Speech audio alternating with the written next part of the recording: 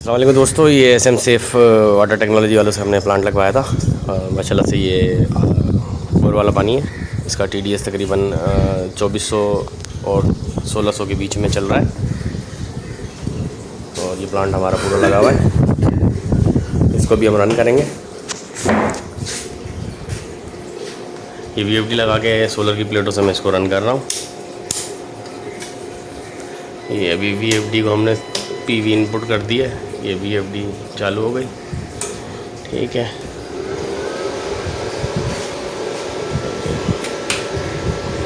Plant رن کر رہے ہیں آٹو پہ.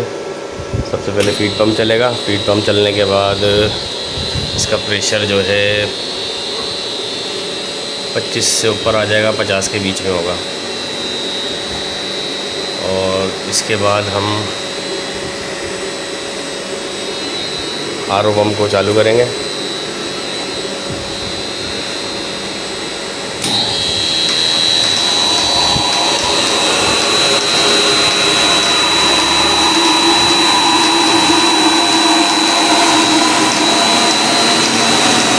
او پمپ چلنے کے بعد منرل کی ڈوزنگ کے ساتھ جو ہے یہ 133